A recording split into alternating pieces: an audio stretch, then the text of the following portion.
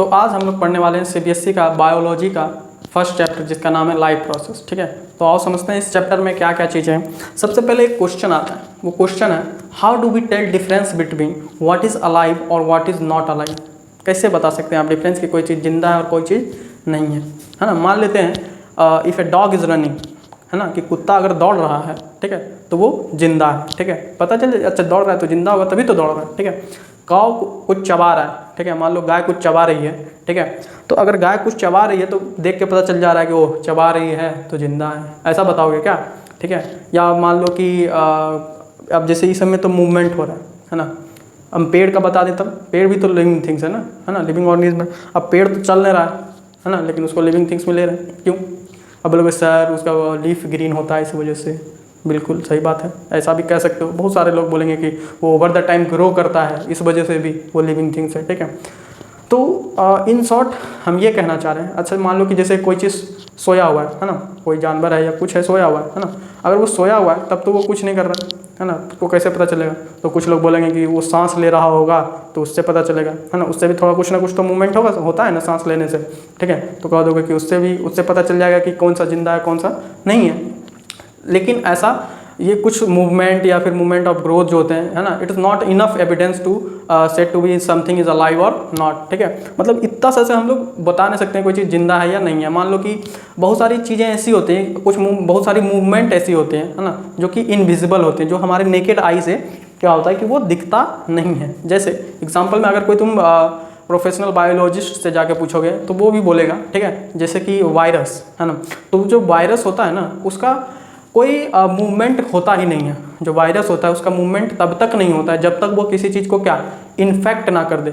अगर वो किसी चीज़ को क्या कर दे रहा है, इन्फेक्ट कर दे रहा है ना, उससे कोई चीज़ इन्फेक्ट कर दिया, उसके बाद ही उसका कोई मॉलिक्यूलर मूवमेंट दिखता है, उसके पहले उसमें कोई मूवमेंट नहीं दिखता है, जबकि वो क्या था, जिंदा था, है ना। तो यहाँ पे कैसे जस्टिफाई करोगे उस आंसर को कि उसमें मूवमेंट होता है, ग्रोथ होता है, तो उसको कह सकते हैं जिंदा है। ठीक है, तो बेसिकली अब हम लोग को यही इस चैप्टर में समझना है। ठीक है, अब हम लोग का जो बॉडी स्ट्रक्चर है ना, हम लोग का जो बॉडी स्ट्रक्चर है वो अलग अलग ऑर्गन से बना है, वो ऑर्गन अलग अलग टिश्यू से बना है, टिश्यू अलग अलग सेल से बना है। ठीक है, तो इस टाइप का बहुत सारी चीज़ें से बना है। अब इसमें क्या समस्या है, ये इसको कुछ इस तरह से स्ट्रक्चर किया गया ना, क्योंकि ओवर द टाइम जो है ना ये ब्रेक डाउन होते रहता है। क्या होते रहता है, ब्रेक डाउन होते रहता है। अगर ब्रेक डाउन होते रह गया तब तो मर जाओगे भाई, है ना, तुरंत मर जाओगे, है ना। अभी इतना घस दिए तो बहुत सारा सेल ब्रेक हो गया होगा, ठीक है, मिलियंस ऑफ सेल ब्रेक हो गया होगा, तो इस हिसाब से तो ऐसे मर जाना चाहिए था एक के दिन में। ठीक है, तो ऐसा क्यों नहीं होता है, ऐसा इसलिए नहीं होता है क्योंकि मेंटेनेंस का काम जारी है ना। मेंटेनेंस का काम क्या है, जारी है। अब मेंटेनेंस बोले तो अब जैसे कि कार खराब हो जाता है तो कैसे उसको मैकेनिक क्या करता है, मेंटेनेंस में ले जाते हैं ना, उसको हर 2 महीना में 3 महीना में ले जाते हैं, नहीं ले जाओगे तो रास्ते में बंद हो जाएगा। ठीक है, तो उसको ठीक करते रहता है। तो बेसिकली हमारे बॉडी में भी एक प्रोसेस होता है ना, जिससे कि अलग अलग प्रोसेसेस होते हैं, जिससे कि क्या करता है वो जो ब्रेक डाउन सेल्स होते हैं उसको रिपेयर करता है, नया नया सेल बनता है, नया नया टिश्यू बनते रहता है। बेसिकली वो मेंटेनेंस वाला प्रोसेस क्या होता है, चलता रहता है ना। अब लेकिन समस्या क्या है, अब समस्या ये है, समस्या हमारा ये है कि वो जो मेंटेनेंस होता है ना उसके लिए हमको चाहिए एनर्जी। ठीक है, उसके लिए हमको क्या चाहिए, उसके लिए चाहिए हमको एनर्जी। अब वो जो एनर्जी होता है अब वो कहाँ से आएगा, है ना। एनर्जी जो हम लोग के अंदर आता है ना, हम लोग बेसिकली डायरेक्टली किसी एनर्जी को इनटेक नहीं करते हैं ना, हम लोग एनर्जी इनटेक नहीं करते हैं, हम लोग सोर्स ऑफ एनर्जी को क्या करते हैं, इनटेक करते हैं। ठीक है, सोर्स ऑफ एनर्जी। उसके पहले थोड़ा सा इधर नोट्स को देख लेते हैं, समझ लेते हैं, है ना। तो मतलब इतना तो समझ गए, है ना, इतना तो ये समझ में आया कि जो हम अब ब्रेक डाउन हो रहा है तो उसके मेंटेनेंस के लिए अलग अलग प्रोसेस होंगे ना, जिंदा रहने के लिए तो वो प्रोसेस होना क्या होता है, जरूरी होता है। तो वही जो प्रोसेसेस होते हैं, all the process which is necessary to maintain life in an क्या organism are called life process. इसी को क्या कहते हैं, लाइफ प्रोसेस कहते हैं। इसी के बारे में क्या है, चैप्टर है। तो वो जो अलग अलग प्रोसेस होते हैं उसी अलग अलग प्रोसेस को इस चैप्टर में हम लोग पढ़ेंगे। ठीक है, अब सबसे पहला प्रोसेस जो होता है वो होता है न्यूट्रिशन। ठीक है, वो क्या होता है, न्यूट्रिशन। अब न्यूट्रिशन बेसिकली क्या होता है ना, जैसा कि अभी हम बताएं कि अब वो जो मेंटेनेंस चल रहा है, ठीक है, तो वो जो प्रोसेस होता है ना उसके लिए हमको क्या चाहिए, हमको चाहिए एनर्जी। अब एनर्जी कहाँ से आएगा भाई साहब, है ना। तो एनर्जी जो है ना हम लोगों के आउटसाइड से, हम लोग का जो बॉडी होता है उसके आउटसाइड से हम लोग एनर्जी का सोर्स, एनर्जी नहीं, एनर्जी का सोर्स को इनटेक करते हैं। ठीक है, तो क्या द प्रोसेस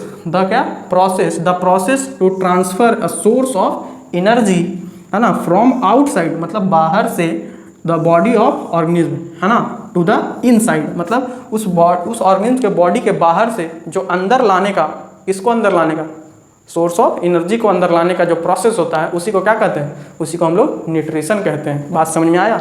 जैसे मान लो कि अब कुछ खाते हो तभी तो उससे एनर्जी आता है ना, तो खाते कहाँ, खाते तो बाहर से लेकर ना खाते हैं कुछ, ठीक है। तो वो जो बाहर आउटसाइड से है ना इनटेक करने वाला जो प्रोसेस होता है, ठीक है, उसी को हम लोग क्या कहते हैं, न्यूट्रिशन कहते हैं, ठीक है।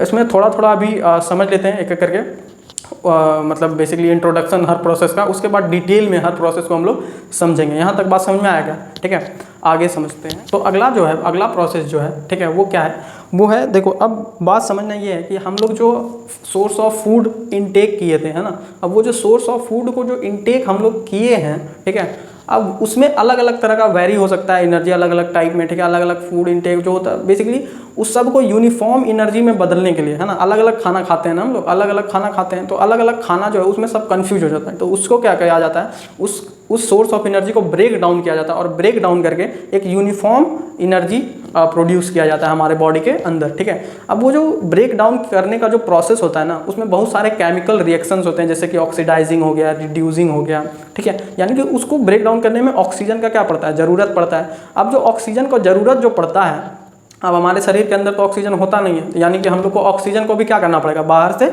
लेना पड़ेगा, ठीक है। तो जो प्रोसेस होता है ना ऑफ एक्वायरिंग क्या, ऑक्सीजन, वो जो ऑक्सीजन को एक्वायर करने का प्रोसेस होता है फ्रॉम क्या, फ्रॉम आउटसाइड, मतलब ऑक्सीजन हम लोग कहाँ से लेते हैं, आउटसाइड से ही लेते हैं, ठीक है। तो जो आउटसाइड से ऑक्सीजन एक्वायर करने का प्रोसेस होता है ना, टू यूज़ क्या, वो जो हम लोग जो ऑक्सीजन लेते हैं, किस लिए ऑक्सीजन लेते हैं, उस ऑक्सीजन का इस्तेमाल होता है किस चीज़ में, the process of break down, है ना, ऑफ फूड सोर्सेस। जो फूड सोर्सेस होते हैं ना, जो एनर्जी सोर्सेस होते हैं, उसको ब्रेक डाउन करने में ऑक्सीजन का काम पड़ता है, ठीक है। और ऑक्सीजन का काम पड़ता है फॉर सेल्यूलर नीड्स, ऑब्वियसली, है ना। एनर्जी का हम बताएं प्रोसेस अलग अलग होता है ना, सेल को बनाता है, टिश्यू बनाता है, ठीक है। तो वो सब नीड्स के लिए क्या चाहिए, जरूरी होता है एनर्जी। एनर्जी कहाँ से आएगा, फूड सोर्सेज, जो एनर्जी सोर्सेज होते हैं वहाँ से आएगा। अब वो जो एनर्जी सोर्सेज होते हैं उसको ब्रेक डाउन करना पड़ता है। ब्रेक डाउन के लिए चाहिए ऑक्सीजन, ऑक्सीजन होता नहीं है तो ऑक्सीजन लेंगे कहाँ से, आउटसाइड से। ये जो आउटसाइड से लेने का जो प्रोसेस है ना ऑक्सीजन का, इसी प्रोसेस को हम लोग क्या कहते हैं, रिस्पायरेशन। इसी प्रोसेस को हम लोग क्या कहते हैं, रिस्पायरेशन, है ना। दैट्स व्हाट वी कॉल क्या, that's what we call respiration.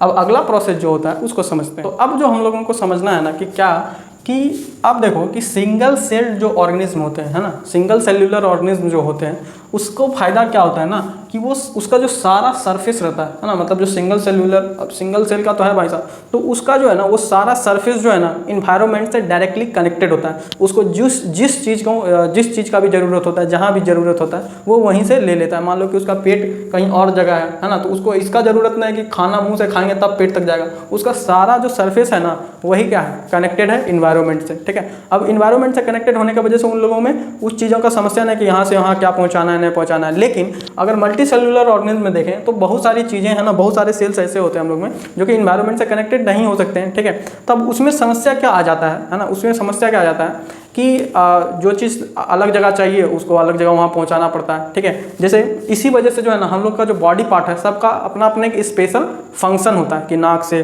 सांस लेना है, इससे स्मेल करना है, खाना मुंह से है, ठीक है। सब बॉडी पार्ट का एक अपना अपना क्या होता है, स्पेशलाइज्ड फंक्शन होता है, जो भी वो फंक्शन परफॉर्म करते हैं, ठीक है, उसमें वो स्पेशलाइज्ड होते हैं, ठीक है।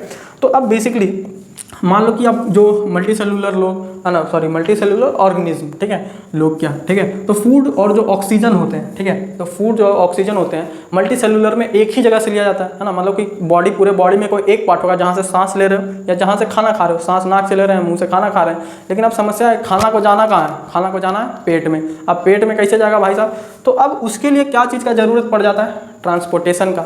इस चीज़ का, ट्रांसपोर्टेशन का। मान लो कि कोई चीज़ रॉ मटेरियल है ना, मान लो रॉ मटेरियल कहीं खेत में उग रहा है और इंडस्ट्री वहाँ से दूर है।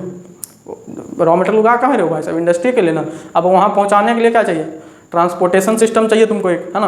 तो यहीं पे नीड आ जाता है किस चीज़ का, है ना, दिस सिचुएशन क्रिएट। क्योंकि अब देखो, क्योंकि ऑक्सीजन एक जगह से ले रहे हैं, खाना एक जगह से खा रहे हैं, लेकिन ऑक्सीजन का और खाना का ज़रूरत पूरे बॉडी को होता है, अलग अलग जगह पे होता है, ठीक है। तो उसको वहाँ तक तो पहुँचाना पड़ेगा ना। तो उसी की वजह से वहाँ पे किस चीज़ का ज़रूरत पड़ जाता है, ट्रांसपोर्टेशन सिस्टम का। किस सिस्टम का, ट्रांसपोर्टेशन सिस्टम का। तो ये भी एक प्रोसेस का हिस्सा है, ये भी एक प्रोसेस है लाइफ प्रोसेस में, है ना। तो अभी तक कितना प्रोसेस पढ़ लिया, न्यूट्रिशन, है ना, रेस्पिरेशन और ट्रांसपोर्टेशन। हालांकि ये सबका बस अभी इंट्रोडक्शन चल रहा है और इतना तुम लोगों को लिखने का भी ज़रूरत नहीं है, बस हम समझाने के लिए इसको यहाँ पे लिखे हैं, ठीक है। तो this situation create a need of क्या, ट्रांसपोर्टेशन सिस्टम फॉर क्या, oxygen and food from one place to another place, है ना। अब इन्हें की अलग जगह, मतलब बॉडी में एक जगह से दूसरी जगह पे पहुंचाने के लिए किस चीज़ का जरूरत पड़ जाता है हम लोगों को, ट्रांसपोर्टेशन सिस्टम का, ठीक है। इसको भी डिटेल में पढ़ेंगे आगे, ठीक है। अब देखो, अब तो हम लोग समझ गए यहाँ तक, है ना। ट्रांसपोर्टेशन चाहिए, है ना, रिस्पायरेशन होता है, न्यूट्रिशन लेते हैं, ठीक है। तो अब समझना क्या है कि अब जैसा कि हम लोग अभी पढ़े रिस्पायरेशन में, है ना, कि एनर्जी को ब्रेक डाउन करने के लिए क्या चाहिए होता है, ऑक्सीजन चाहिए होता है ना। बेसिकली कार्बन डाइऑक्साइड भी चाहिए होता है ना। तो अब जो एनर्जी प्रोड्यूस होता है ना, उसके लिए क्या चाहिए होता है हम लोगों को, कार्बन डाइऑक्साइड और ऑक्सीजन। बहुत सारे केमिकल रिएक्शन होते हैं हमारे शरीर के अंदर में, ठीक है, जिसमें कि जो केमिकल रिएक्शन होता है जिसमें कार्बन डाइऑक्साइड और ऑक्सीजन का भी ज़रूरत पड़ता है। लेकिन अब समस्या क्या होता है, अब समस्या ये है ना इसमें कि जो कार्बन डाइऑक्साइड और ऑक्सीजन से जो केमिकल रिएक्शन होता है ना, उसका बाय प्रोडक्ट्स भी बनता है। मतलब एनर्जी तो बनता ही है ना, साथ में उसका अलग अलग बाय प्रोडक्ट्स भी बनता है। अब ये जो बाय प्रोडक्ट्स होते हैं ना इसके, ये सिर्फ ना बल्कि ये सिर्फ यूजलेस होते हैं, है ना। यूजलेस तो होते ही हैं, साथ में ये हार्मफुल भी हो सकते हैं हमारे शरीर के लिए, ये हार्मफुल भी हो सकते हैं। इसी वजह से इसको शरीर के बाहर निकालना बहुत ज़रूरी होता है, ठीक है, क्योंकि ये हार्मफुल हो सकते हैं शरीर के लिए, ठीक है। तो ये जो प्रोसेस होता है ना, removing and discarding the waste product, है ना, मतलब जो भी वेस्ट प्रोडक्ट बनाया, ठीक है, जो इसका बाय प्रोडक्ट होता है, बेसिकली वेस्ट प्रोडक्ट होता है। अब उसका कोई यूज नहीं है, एक तो हार्मफुल है, तो उसको क्या कहेंगे, वेस्ट प्रोडक्ट ही कहेंगे ना। तो बेसिकली ये जो वेस्ट प्रोडक्ट बनाया, ठीक है, अब इस वेस्ट प्रोडक्ट को, है ना, डिस्कार्ड करने का या रिमूव करने का from our body to outside, है ना, उसी प्रोसेस को क्या कहेंगे हम लोग, एक्सक्रेशन। उसी प्रोसेस को हम लोग क्या कहेंगे, एक्सक्रेशन। तो ये था तुम्हारा लाइफ प्रोसेस का चैप्टर का इंट्रोडक्शन वीडियो, ठीक है। इसके बाद वाले वीडियो में जितना ज़्यादा टॉपिक हो सके मैं कवर करने का कोशिश करूँगा, ठीक है। और यहाँ तक समझ में आया, ठीक है, तो बताओ हमको कि ये इंट्रोडक्शन समझ में आया, कैसा लगा, ठीक है। सब्सक्राइब करो अगर अच्छा लगा हो तो, ठीक है। लाइक करो, शेयर करो, ठीक है। सब दोस्तों के साथ शेयर करो, बोर्ड्स के एग्ज़ाम आ रहे हैं, ठीक है। तो अगले वीडियो में मिलते हैं। थैंक्स।